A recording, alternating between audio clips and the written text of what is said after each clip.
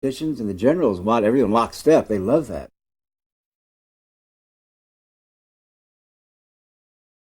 What is the meaning of life?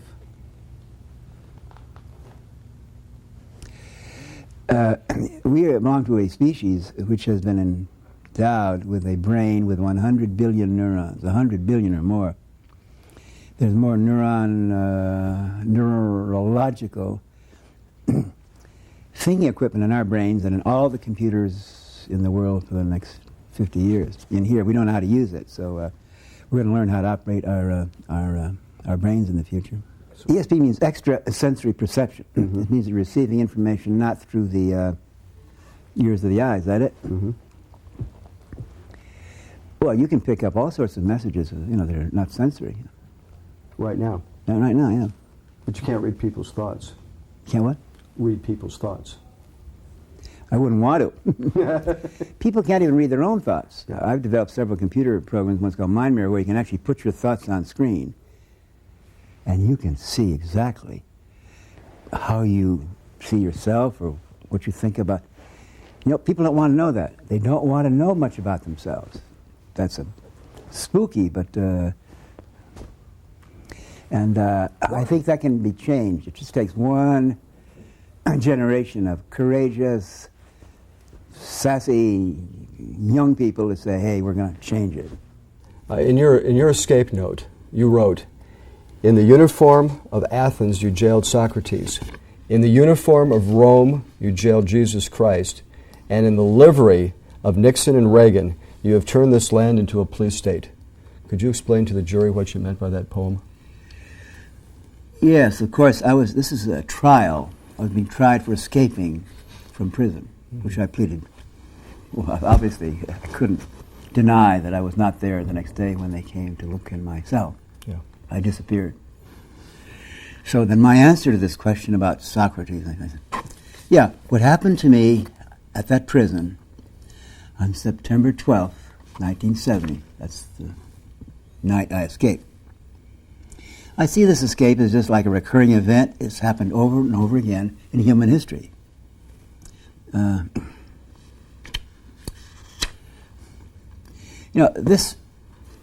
We play out these same parts in all these social dramas. Freedom is always the issue. And philosophers of freedom, and I'm one of them, we've always been brought to trial and called dangerous because we're corrupting the youth, or we're trying to undermine the state. Well, that's damn right. That's my profession.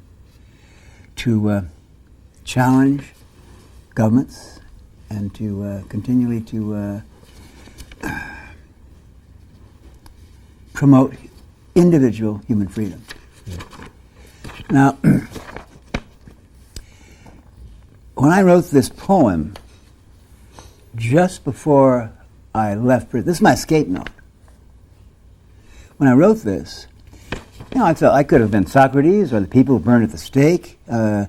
People in the future will know what's happening right now in the 20th century with Reagan and Nixon and the repression and all that. The way we saw what's happened in Salem 200 years ago. Witchcraft, danger, devils, drugs. Periods of madness. This is, I think, important.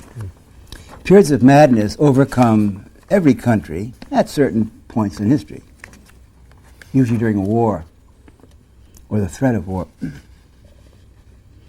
At these times of panic and fear and hysteria, any voice, any woman or man that comes along and talks about the importance of freedom as opposed to the power of the state tends to get persecuted. I'm in prison now. The judge said it when he sent me to prison for 50 years without bail for 2 roaches of marijuana. You know what he said to me? He said, you're in prison because you have dangerous beliefs. And the judge said that in the 20th century in America. So they tried to turn this country into a police state. I don't think they succeeded because I'm still here, but we have to keep saying over again, be free. I can't think of anybody else that was put in prison in the 60s for their beliefs. That was white. Abby Hoffman. Hoffman, that's right. of course, many were put in prison. How about Huey Newton? How about Eldridge Cleaver? A lot of the black. Geronimo Pratt, who was a Black Panther, is in prison today at Folsom Prison. And I was with him in a cell back in the 70s. So, yeah, I was not alone. I was just one of a very wonderful group of freedom fighters. Yeah. All right, let's go here now. Could you explain that reference to how you felt when you wrote the poem on September 12th? How did you feel when you wrote that poem? And I feel that I was performing a necessary social act. Just like I felt I was doing the right thing. Mm-hmm. I thought I was doing the right thing. I had no choice.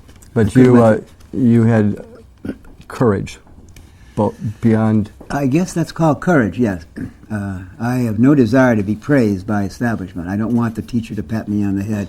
I don't want the bishop or the priest to tell me I'm a good Catholic or a good anything. I'd rather be considered as a troublemaker on the outside than be labeled with a. But if you had kowtowed to that judge, he might have reduced your sentence.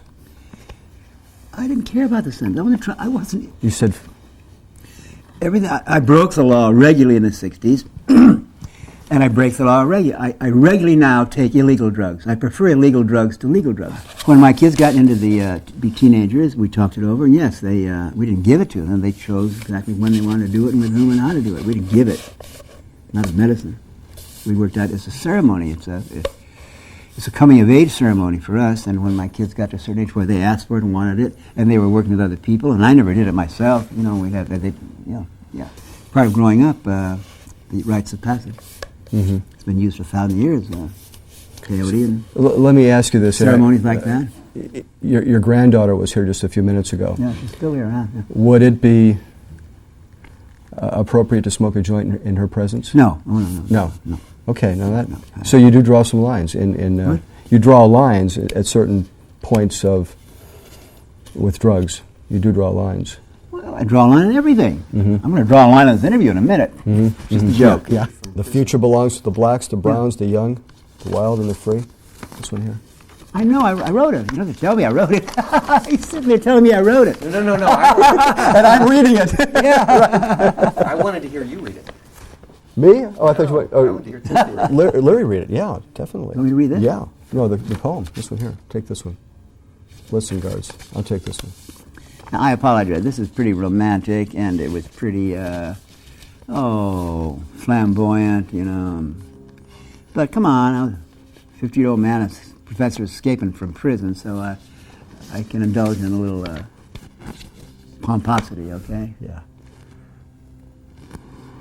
Listen, guards, to this ancient truth. He who enslaves is himself enslaved. The future belongs to the blacks and the browns and the young and the wild and the free. Oh, prison guards, I pray that you'll repent and reform. I like that line. We've got to reform those guards, reformatories, right? Put those guards in the reformatory.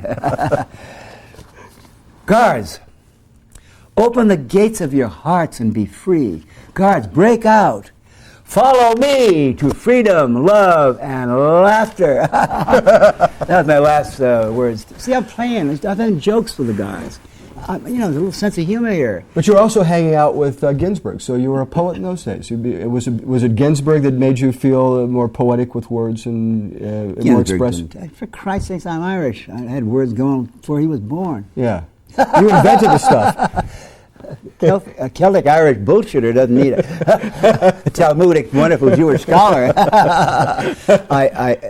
Allen Ginsberg is my teacher, my guru. He changed my life more than almost any person in my life. Wearing clothes, of course. Okay. I never had any lust for Allen Ginsberg. You never had lust for Allen. I have no lust in my heart for Allen. I love him. Uh-huh. Burroughs? Did you lust after Burroughs? No, I love it. Like saying that I lust after Einstein. Oh, I thought it was sacrilegious. Did you lust after Einstein? No, I've had no. I don't have sexual Fantasies? impulses. I have so few little packets of lust. I have so few energies of sexual passion left. I kept to count them very carefully. I don't waste them on people like Einstein or Ginsberg.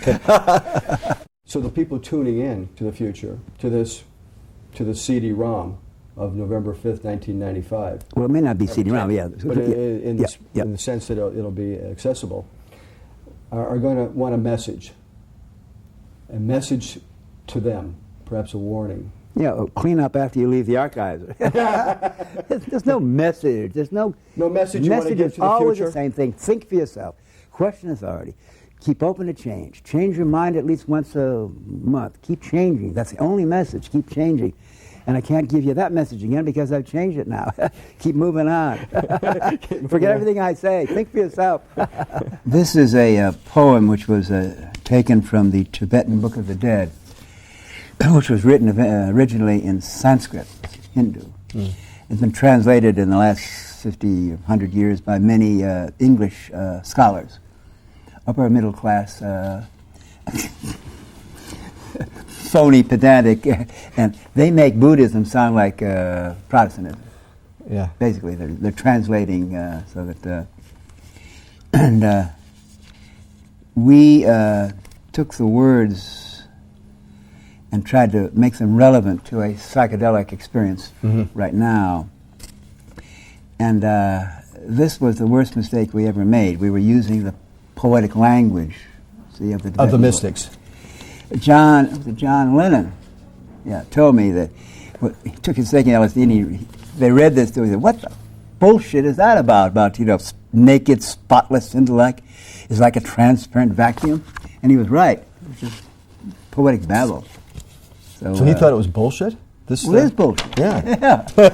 Fancy bullshit. Oh my God, this neon drip with the incense. Yeah. You want me to read part of it? Yes, please.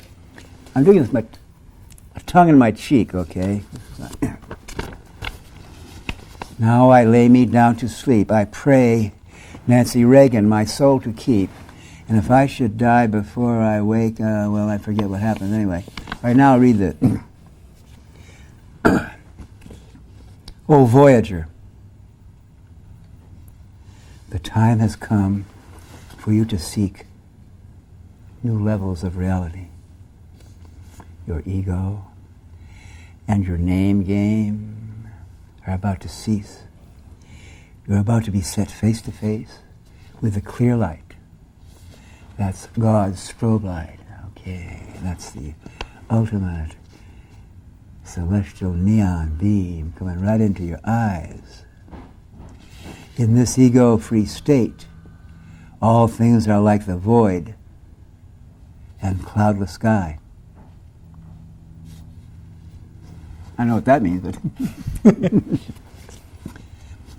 And the naked, spotless intellect is like a transparent vacuum. At this moment, know thyself, know yourself, and abide in that state. Now that is absolutely ridiculous. Suppose you take LSD and you're lying there and I say to you, or you say to me, I have a naked, spotless intellect that's like a transparent vacuum. That's scary. Even you haven't taken drugs, right? Yeah. So the point of making. So how would you talk if you're in a mystical state? You don't we talk. Won't say, you don't talk. You don't talk. Wow. Just wow. How would it be? Wow. Wow. Just wow. Wow. Show us, Tim, please. Show us. Give us the ultimate trip. Like, come on, just go. Like, be in ecstasy for us. Yeah, ecstasy. You're the man I've always wanted. Thanks for coming. You're the God I've always sought. You're welcome. Tell me the truth. Visa or MasterCard?